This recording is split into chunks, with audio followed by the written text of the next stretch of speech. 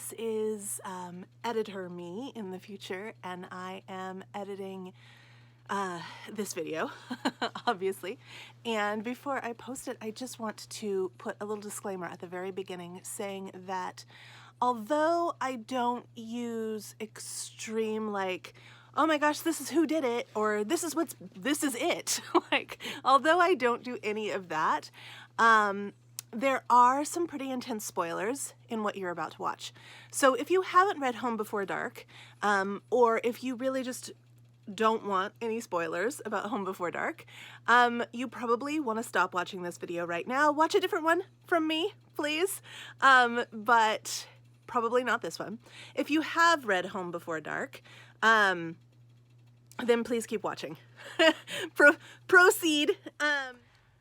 Hi, good morning. It is Saturday, and it is 9:49. Look how dark it still is outside.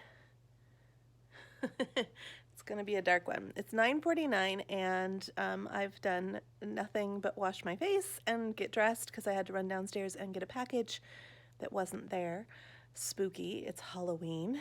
But I think that since it's Saturday, and since it's Halloween, and since I have no plans, and since I'm pretty sure there aren't going to be any small children coming to my door for Thanksgiving for Halloween candy, I am going to attempt to read this bad boy right here, Home Before Dark. My dog is not impressed with that plan. But I'm going to attempt to read this today in one go, start to finish. Hi, so I finished reading the first, what I'm going to call chapter, because it's like, there's a chapter that is set in, or it's actually part of a book that was written about the past, and there is a chapter that takes place in the present, and so I'm going to count those together as one chapter. And I already dislike Maggie Holt, our main character and narrator. I'm going to keep going with it, but I just really, I don't understand why every woman he writes is either way ditzy, or way weighted down by a gigantic chip on their shoulder. I don't know, it's a struggle. It's not the greatest struggle, but it's a struggle. So, chapter 1 down, totally creeped out by the chapters that take place in the book portion. Like, the book, it's all a book, but in the portion that is a book that was written by the main narrator's father, about their his daughter's childhood in this haunted house.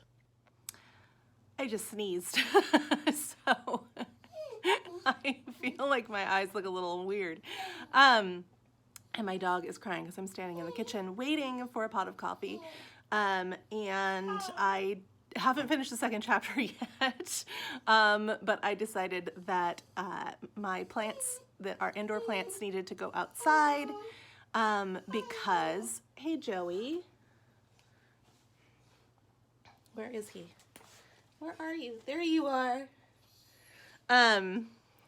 Hopefully you're not too dizzy there. I decided that my plants, that our indoor plants, needed to go outside because it's so dark in my apartment. It's one of those apartments that only has windows on one side, and while the windows are very large, I also have an overhang over my patio, which blocks out a lot of the sunlight that might come in if that wasn't there. At the same time, I live in a very rainy city, and love that that overhang is there because it means that I can still use my patio even when the weather is not so great. So it's a win-lose, a lose-win. Not a lot of sunlight, so I decided to put my plants out. And then as I put my plants out, I was like, ew, I feel kind of gross. So I decided to go ahead and get ready for the day, even though I anticipate the day will be spent on the couch. So waiting for that pot of coffee, and the next time you see me, I will definitely be talking about the end of the second chapter. Okay, so chapter 2 done. Takeaway. I don't really understand how the premise of this works. I don't know if I just don't know these kinds of people, but I don't know anybody who would decide to go into a house that everybody who, like that your mom and your dad separately have told you multiple times not to return to. I also just really don't understand the father on his deathbed saying, don't ever go back there, it's not safe for you, and then leaving her the very place that she's never supposed to go back to. That just doesn't hit me as something that might really happen. So the premise of the book feels very weak to me.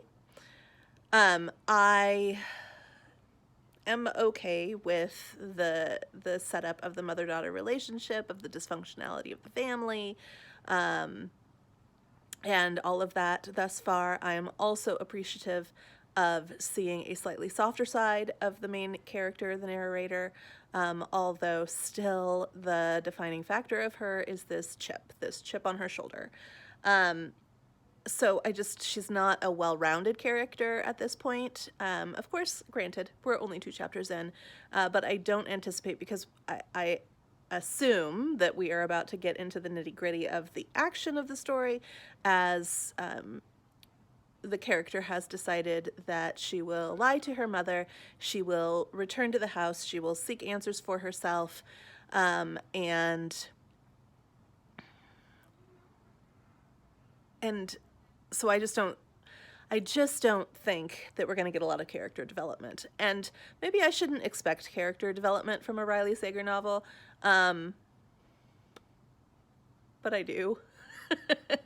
And maybe that's my problem, and maybe I need to get over that. Chapter 2 down, heading into chapter 3.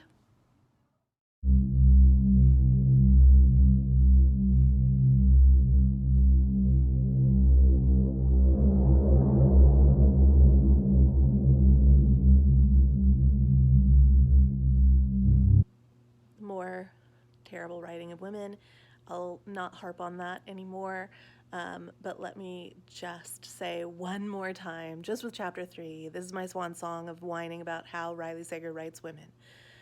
He writes what he thinks he understands women say they are, which is in itself a kind of mansplaining, and it drives me batty. He's got his formula, and you know what? I'm here for that formula. He's got the scary houses, and he has always a female who finds herself in the midst of something, and she gets there on her own. It's always her decision, poor though it may be, which is classic scary movie stuff. They're always making decisions that you wish they wouldn't, and that's why we keep coming back, because it makes us feel smart and strong. Right? We would never do what those crazy people do. But there's always a friend who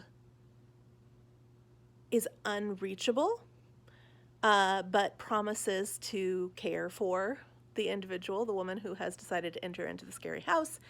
And there's always a man who's on the periphery. The man doesn't always survive. The man is always held suspect. And usually, not always, I'm hesitant to say this, but often in Riley Sager's books, the man comes out as having been a good guy. I'm obviously there for that pattern, that formula, because I keep coming back. I do love the scary stories. I love the scary houses. I love the woman who makes the poor choice to put herself right in the midst of a terrifying situation. I do. I keep coming back for that again and again and again, obviously. So now she's in the house, and there's been a bit of a scare. There are some spoilers in this video, but I'm trying not to do too many spoilers. But she's in the house. She's had a bit of a scare, and I want to make one prediction. She's found a piece of paper, and it has the word where written on it, W-H-E-R-E. And it's quite a desperate message of where. And she wants to know where. She's like, well, this, poses the question of like where what is, who's looking for it. She doesn't recognize the handwriting. So I'm going to make a prediction that it's somebody wanting to know where she is. Because there's so much, like it's hammered into you in these first 3 chapters, that the house is not safe for her. Okay? It's not safe, but they keep adding this for her onto the end of it. So I am wondering if something is asking where she is. That's my prediction about that where. We'll see if it comes true. On to chapter 4. Okay, so I've just finished chapter 4. And what is clear to me, and again, there will be spoilers. There's about to be a spoiler. Who am I kidding? So what is clear to me from chapter 4 is that if people can get into the house, then more people can get into the house. That's what I'll say without giving specific spoilers. Someone and others have gotten into the house on a regular basis. Someone who is not quite a capable person has gotten into the house.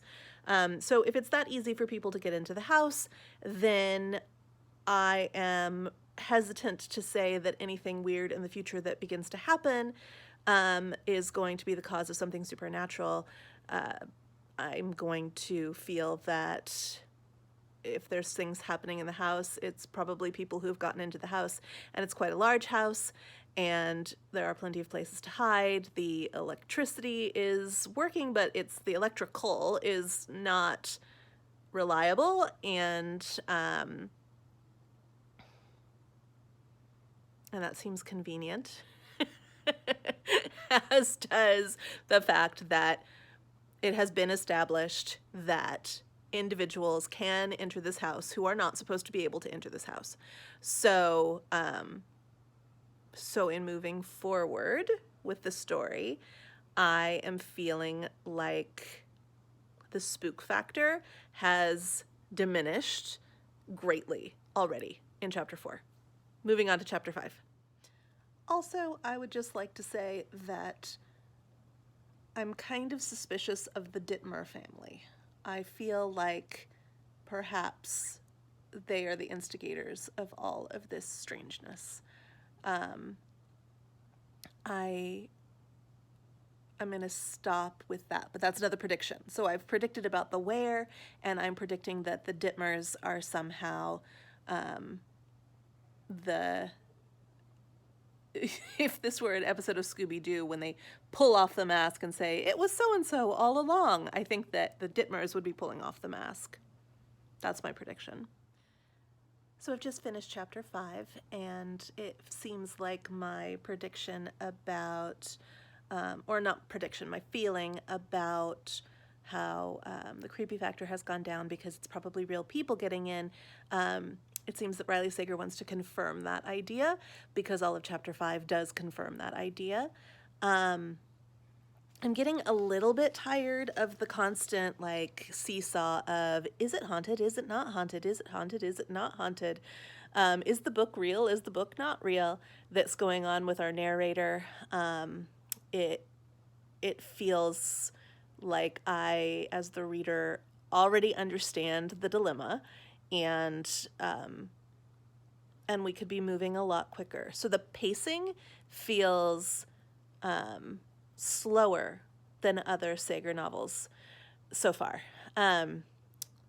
I am about to head into the 6th chapter, and I'm hoping something actually happens. There have been tiny little things that have happened, but most of them feel ultimately inconsequential, even though I don't know the reason behind a few of them. But they do feel like they're going to end up being red herrings, and I would like something actual to happen. So hoping for that in the 6th chapter. Okay, so I lied. I am going to mention one last time, and I promise, this is the last time, how Riley Sager gets women wrong. And I'm going to read an excerpt here. So this is page 112 in the 5th, I think I'm in the 5th chapter, in the 5th chapter probably, 5th or 6th, 5th. It says, by 7, I'm outside and unloading my pickup truck before Dane arrives, even though it'd be easier with his help. I do it myself because 1, I'm already here and don't feel like wasting time, and 2, I want him to see that I can do it by myself. That he's here to assist, not carry most of the load. When Dane arrives promptly at 8, half the truck has been emptied and equipment litters the front lawn. He eyes the drill case sitting next to the ladder, which leans against the tile saw. I think he's impressed. Okay, so here is my problem with that. There's nothing inherently wrong with this little excerpt, except that it is obviously the thoughts of a man trying to imagine what women think and why we do things, right? So are there women out there who would like to prove themselves capable and strong? Sure. Could that scenario happen in real life exactly as it went down? Sure. But if Riley Sager wants to actually write women well, and there are men who write women well, okay? I'm not saying that that's the problem. What I'm saying is his women don't read true to me, because his women are the women he thinks women are. Does that make sense? He's writing what he imagines goes on inside our heads, right? Like, we're going, well, this man needs to know that I'm strong, so I'm going to do this. And then that man really is going to think I'm strong. Oh boy. That's how that read to me. I am not the feminist that constantly is looking for negative things, negative portrayals of women. I do not think that, I don't walk around proof texting my experience. I don't. I find it to be incredibly blatant in Riley Sager's writing. And I think that I keep harping on it because I do hear so many positives from women about Riley Sager's writing of women. And I just want to say, for the women out there who read these and think that's not what women are like, you're right. I want to confirm for you that you're not alone in thinking that. It just feels like a little mini lesson for women, because he's writing to women. These books are for women, for the most part. I don't believe that there's such a thing as like women's fiction or chick lit. Those things just kind of bug me. But his audience, he knows, is predominantly female. Predominantly. And it feels like he's trying to give a mini lesson to us about who we are and why we do what we do. Mansplaining. Okay, I'm done ranting. I promise. I promise, promise, promise. As I move forward, this is the last time that I will mention it. But it was such a blatant example in a very concise little package. And I probably spent 4 minutes going back and forth in my mind about whether or not I should just do it. So I did. I shared it. I don't know why I read these books. They obviously inflame me. So, it's the haunted house. It's the haunted house. I'm here for it. I'm here for the haunted house. Women are complicated creatures. That's what he doesn't get. And I wish he did. Okay, so I just finished chapter 6, and there were some truly creepy things having to do with some photographs. And I was enjoying myself and going, okay, finally, we're going to get into something here. And then we went back into the back and forth between, is this real, is this not? Ironically, at one point, the Dane character says, on page 125, the Dane character says, but you already know it wasn't the truth. Why go to all this trouble just to learn the specifics? And I was like, yes, that is exactly what I am wondering myself. And her response is the same response she keeps giving in her own personal narrative inside her head about how she was made to think that she experienced this thing and she never experienced this thing, and she wants to know why. We understand. Okay, the reader understands. This flip-flopping, seesawing, back and forth thing needs to stop. We are about to start chapter 7, and I just really want to scream, I get it, and I want to fast forward. But I'm afraid to fast forward because I'm afraid I might miss something that's actually interesting. Like the writing in chapter 6, there's some really interesting ideas started and then abruptly dropped. So some of the things in chapter 6, I think, are why I read Riley Sager. And I just really wish he would stop trying to write people and write story. And I felt that really strongly, and I gesticulated with my hand very strongly, and it shook the camera, which is just my iPhone in my hand. So, but that gesticulation, I feel it so strongly. I want him to stop trying to write people. I don't think he's capable, and I want him to write story, of which he is extremely capable. Less character development. Because you're not developing character anyway. You're just saying the same things over and over again. Which means that as I respond chapter by chapter, I am just saying the same things over and over again. Okay, going on to chapter 7. But I want you to know that I really, truly did enjoy some of the creepy things in chapter 6. It was my favorite chapter so far. So, chapter 7, I'm rooting for you. Okay, so I just finished reading chapter 7, and it was a good chapter.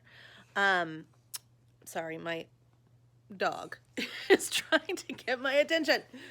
But I just finished reading chapter 7, and it was a good chapter. I do want to also mention, maybe to the publisher, Dutton, that there is a remarkable amount of errors in this book. For example, on page 143, and this is just one of many of things like this, it says, but here's the weird thing. When I left the house, it was been dark. While I was gone, it had somehow been turned on. It was been dark?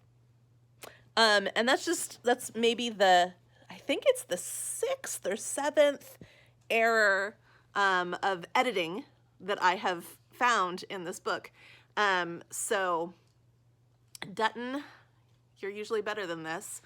As a publishing house, I don't know who the editor is. I would have to dig around, and I'm not going to do that right now.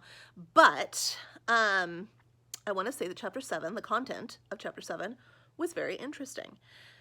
And and upped the game a little bit on the mystery. So I think that what I have decided to do is just abandon the desire for this to have been a creepy book, and just accept that it is a straight up mystery. The creepy factor is all located within the book, capital B, book section of the book, Home Before Dark. And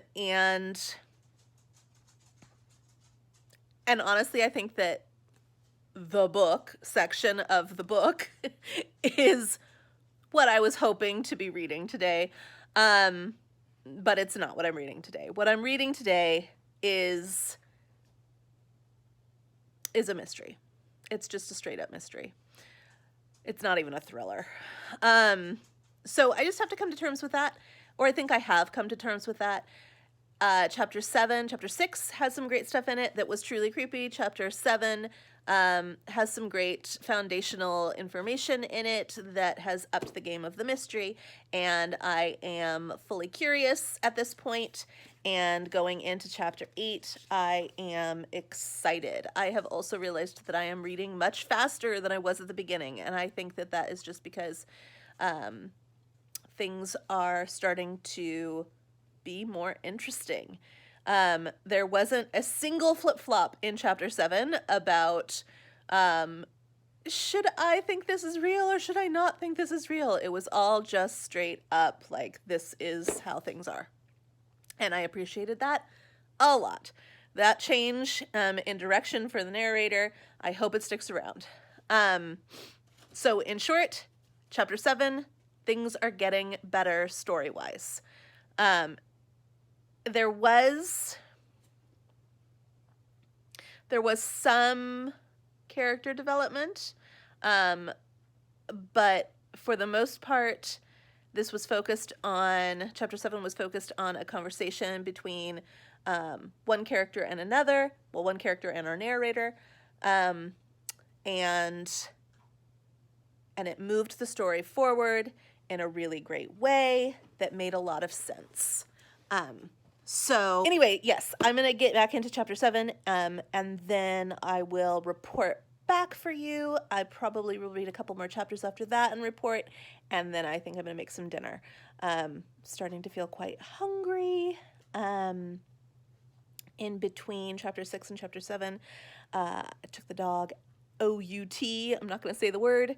And that was exciting. And then when we got back, I brought the plants in. So it is going on 4 o'clock now, and I am about halfway through the book, a little bit less than halfway through the book, and wondering if I'm going to finish today. I don't know. We'll see.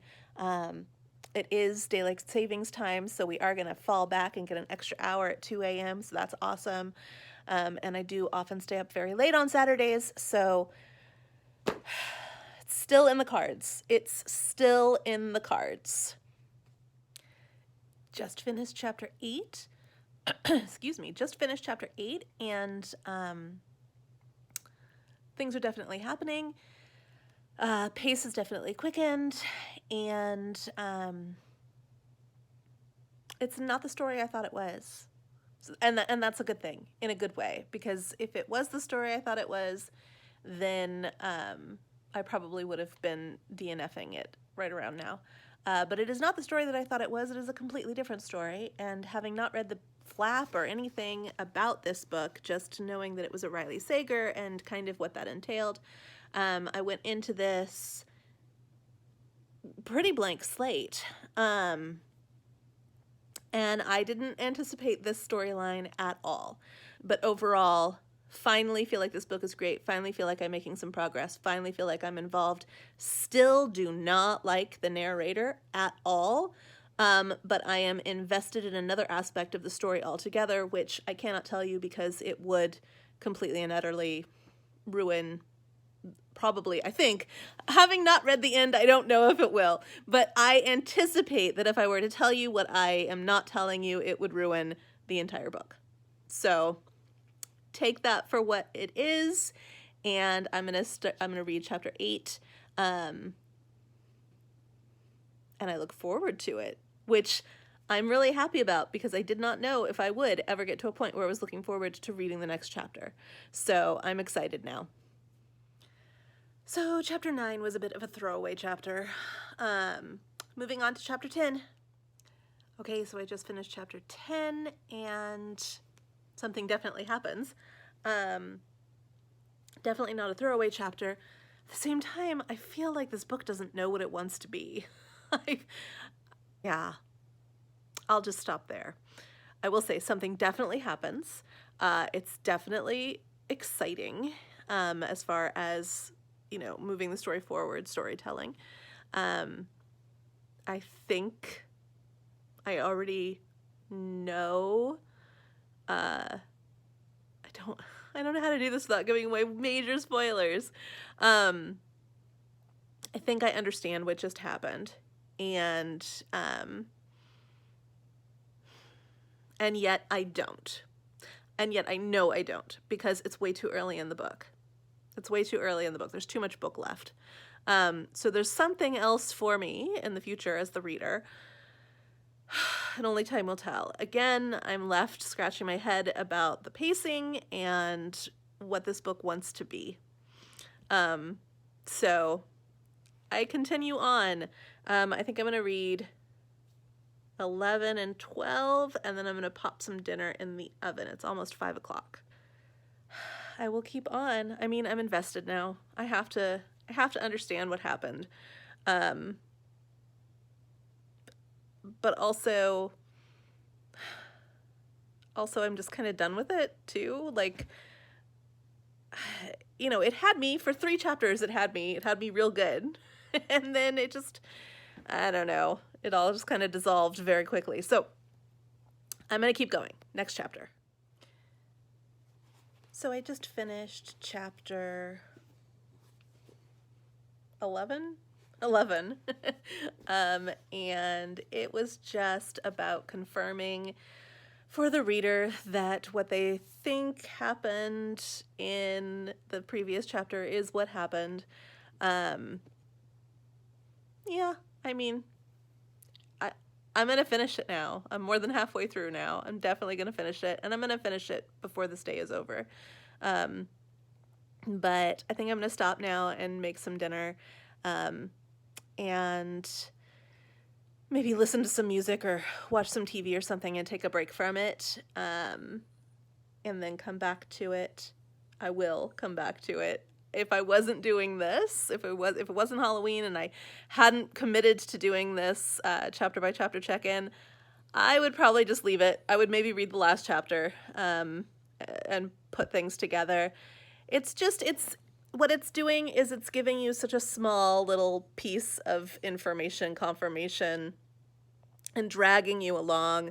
This book could be half the length that it is. There's so much at the beginning that is completely pointless and not important at all. And now we have an elongated wrap up and surprise reveal of the perpetrator of the crime, who I'm pretty sure I already know who it is. And I won't say it. But I think it's just, the second half of the book is just going to be a really long, drawn out, like, here's a clue and here's the confirmation that you know what that clue means, and here's a clue and here's the confirmation. And it's just going to keep going in this pattern, I predict. We'll see how it ends. Maybe I'm totally wrong. And maybe by the end, I'm hoping that by the end, I'll be like ending every chapter with a recap that's like, oh my gosh, I can't believe that happened. But right now, I'm just kind of like, Yep. I mean, I've already thought through all of that, like, first time that it was mentioned, like 4 chapters ago. I've already got there, people. Already got there. And this one hasn't shocked me yet, which is a bummer. So, yeah, it is what it is. Dinner time. I also just finished the chapter. I don't know what chapter it is, 12, I think. And it was okay. It's not hitting me right, this book. This book is just not hitting me right. a different kind of flip-flopping, but the same kind of like, is it not? Is he not? Like, it's just constant. That is the storyline. The storyline is it not? Is she not? Is he not? And it gets old, and I'm over 200 pages of that, and I'm over it. But I read on. I am curious to see. There's one thing that I'm still curious about. There is still one thing that I'm curious about, but I don't imagine it's going to take 170 pages to explain it. And if it does, I'm going to be real sad. So I just finished chapter 13, and I am happy to say that I was wrong about the where and what that meant, and who had written it. I'm not so sure still that I am wrong about the Scooby-Doo mask reveal having to do with the Dittmer family. So I think I'm still right about that. I'm going to hold to that one. But I can say, and I can actually say that I'm glad, because this makes me hopeful for the rest of the book. That I was wrong in my original prediction about that where note that was found. Okay. We'll see what happens. We'll see what happens next. I am very pleasantly surprised, though, to say that I was wrong about the where. So, on to chapter 14. I'm almost done, and that makes me happy.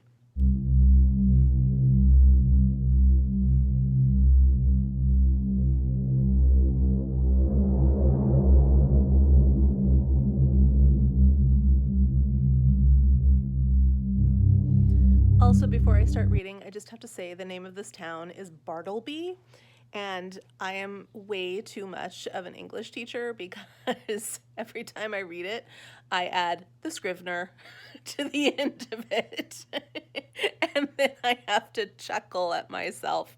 So, yeah, good times over here. I'm actually finally happy with this book a little bit. It's still not the book that I thought it would be. It's still not the book that I was hoping it would be. It's still not the book that I wanted, but approaching it as the book that it is, I'm finally happy with it, and excited about what I'm reading. I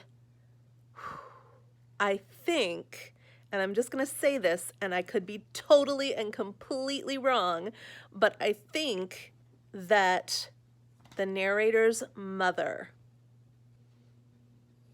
Okay, so I'm going to keep reading because I want to know what happens next. For the first time, I'm like, ooh, I want to know what happens next. I almost forgot to make a video after finishing that chapter, because I just started reading the next chapter. Like, it just seamless. That's good reading. Okay, see you after the next chapter. Don't really know what's going on, and that makes me so happy.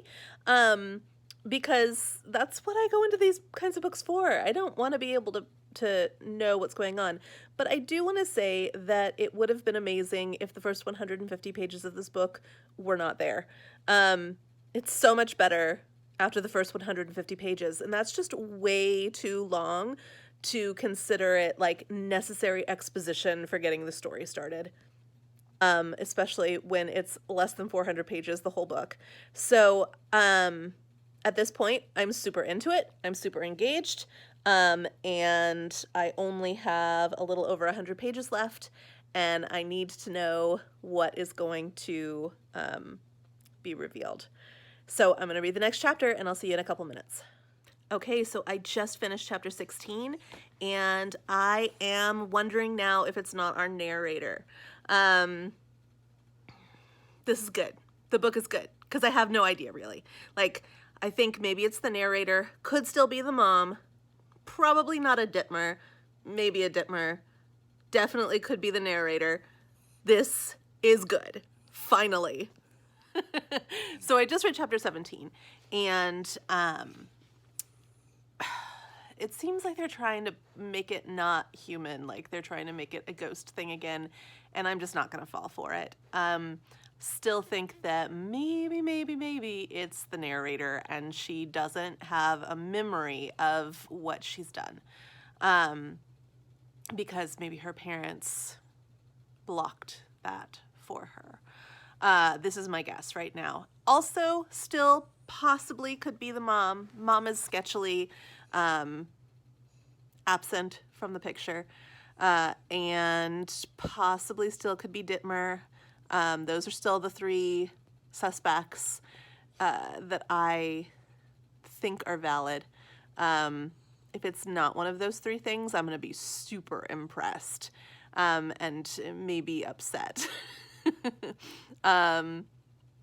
If it's really ghosts, then I feel like the first 150 pages minus all of the annoying back and forth would have been awesome. But the rest of the book would have totally sucked. That's my official English teacher word, sucked.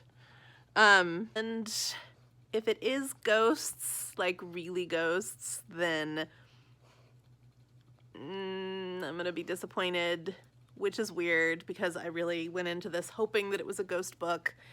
But then they got me all excited about it not being a ghost book. So I don't know.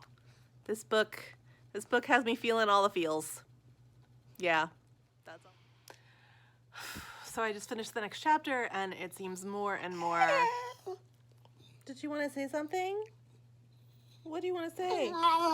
Oh, okay. Well, let me finish this. It seems more and more like they're gonna go with like real ghosts, and I'm so confused by this. And my dog doesn't buy it either. But I continue on. Less than 80 pages left. So soon.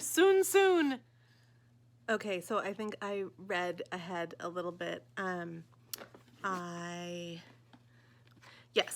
I just finished chapter 19 and I started to read chapter 20. And I shouldn't have done that. But I just finished chapter 19 and I don't have a clue what's going on. I mean, I know what's going on, but I don't have a clue as to what the resolution is going to be here. It's 8:47 and I took a little bit of time to change into my pajamas and okay, so I have no idea. None. I'm not even going to make a prediction because I don't know. I don't know. Now, to be honest, now I'm like, wait a minute, what about Marta? So, yeah, could still be the girl. Like, could still be the narrator when she was a girl. Could still be the mother. Could still be the neighbor. Could still be ghosts. Could also be Marta. I have no idea. And this is part of what I came here for. This is definitely part of what I came here for. So I'm really pleased. Also, I have no clue. So I will continue reading chapter 20. So close to the end. So close. Okay, I just have to pause and read this here. It wasn't a distraction, Hannah, Dittmer says. It was more of an attempt to get you to leave. That house has been a gold mine. I didn't want to risk losing it. So all of this was just some Scooby-Doo trick to scare me away? It's kind of like I read their minds. Hannah Dittmer, Scooby-Doo. The mask comes off. Yeah. This isn't the end of the book, though. As you can see, it's not the end of the book. Still more to go, but I think it's so funny that I used that analogy, the Scooby-Doo analogy, and it's right there having to do with the very character that I used that Scooby-Doo analogy for. So I just finished that chapter, and so she does pull the Scooby-Doo mask off about one thing that kind of pops up later on. She's not the one, right? As we can guess based on the amount of pages that we have left. But we just discovered something new. And as you can probably see from my face, I'm pretty into it and I'm pretty excited, so I'm going to keep reading the next chapter. So I've just finished that chapter, and it was quite short, and it revealed something that I kind of thought from the very beginning, just because it's about the wardrobe, and because I had already compared it to Narnia and it leading somewhere not like Narnia. It had kind of been sitting in the back of my head, a little bit unformed, but there, that that it could somehow be a way to get in or out of the house. And it turns out that it is a way to get in and out of the house, but it's not on the first floor, and so that kind of threw me. So it's shaping up to not be ghosts, which makes me pleased. But it's also, I mean, I'm hesitant because it's also still kind of shaping up to be ghosts. I don't rightly know who's coming in and out through this wardrobe. But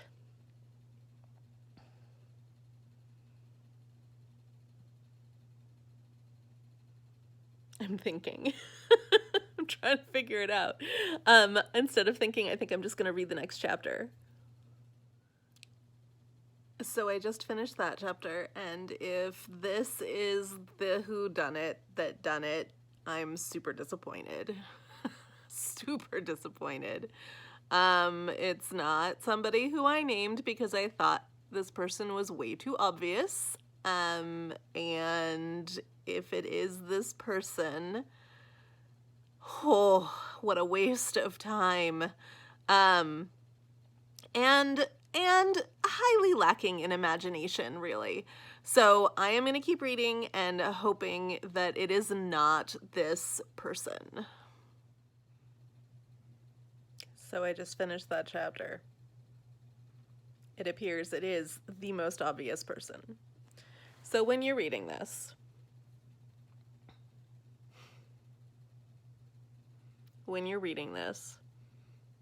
and you get that feeling very early on that this is the person, don't say to yourself, no, it's too early to know who the person is. It's the person. That's all I can say. I have a couple of chapters left, but it'll be the winding up chapters. I'm so disappointed. I'm truly just so disappointed. I'm gonna keep reading. So seriously, I have to say I was right. I won't tell you what I was right about, but I was right, and I am so glad that it was a false reveal about this most obvious person. It is not the most obvious person. It is one of the not most obvious people, and this person right here figured it out, and I am so pleased with myself, and I don't even care if this... Okay, so there's just, I think, 2 chapters and an epilogue left, and just like 20 pages or so. So I'm probably going to read to the end of the book after this point. I just read yet another old letter revealing important information, confirming what had me hooting and hollering and so excited the last time that I recorded a video. And now I'm going to read... That's my dog, not a ghost. And now I'm going to read the last 20-ish pages, even though it's made up of a couple of short chapters, and then check in at the end of the book. Okay, so I just read a chapter and had to pop in and say before I read the last chapter that I was right about something else. I feel so proud. Okay, reading the last chapter. Well, here it is. 10:25, and I have my dog who is desperate for my attention, and a book that is finished in one day. And I'm not gonna lie, I struggled to get through it at times. I felt glee and disappointment and boredom and annoyance. I ran the gamut. But it's 10:25 p.m. and I started at 10 a.m. and took many hours off in that time to do other things having to do with life, but the majority of my day was spent with that book. And I'm glad I did it. I'm glad I did it. I'm glad I read it. I am pleased as punch with the ending. I got it and I didn't get it all at the same time. I guessed it and I didn't guess it all at the same time. And it wasn't the most obvious. It wasn't, but when you know what the ending is, then it feels really obvious. But it wasn't the disappointing ending that I thought it was going to be, about 4 chapters from the end. So for that, I am extremely pleased. It was an imaginative ending, and it wasn't ghosts. But there might be a ghost. I don't know. It was good. It was good. I still maintain my gripes about Sager's writing of women, but I won't, like I promised, I won't go back into that. But I maintain that to the very end. And also really, really poor editing before it went to print. Even after that one incident that I pointed out to you and this, I think 6 or 7 more before it, I continued to see weird things like that to the very end. So hopefully on subsequent printings they got that fixed, because I do think this was a first print or an initial print. Like I said, it was sent to me, so maybe there were some errors. It's not an ARC though. It's not an advanced read copy. It is definitely a published copy that went out. So yeah, kind of disappointing in that way, but also interesting. I mean, it's always kind of fun to find errors in printed material. Or maybe that's just an English teacher thing. I don't know. All in all, I would say this was a success. I would definitely do another all-day read. Not very soon, but again, maybe around Christmas time I'll do an all-day holiday read. I do have many Christmas books that I have not read. Some of the mysteries, which might be pretty fun to do. I'm getting tired, which might be pretty fun to do. But yeah, this was fun. Thank you for spending Halloween with me. Actually, this will go up the day after Halloween, but I did this on Halloween, so thank you for spending Halloween with me from start to finish. And have you read this book? Do you enjoy Sager? Do you think he writes women well? Do you disagree with me? Give me a comment, and don't forget to like, please. And don't forget to subscribe, please. I am new here, and I am trying to put out some interesting content and also do things that I really enjoy doing while putting out that interesting content. And I'm still kind of trying to find my way. I watch a lot of BookTube, so I know what I like and I know what I respond to, and I know the kind of videos I enjoy watching. Hopefully I put out some of the kind of videos you enjoy watching, read some of the books that you enjoy reading, and I seriously would like to know what you think of this book. I think that I need to let it sit a while.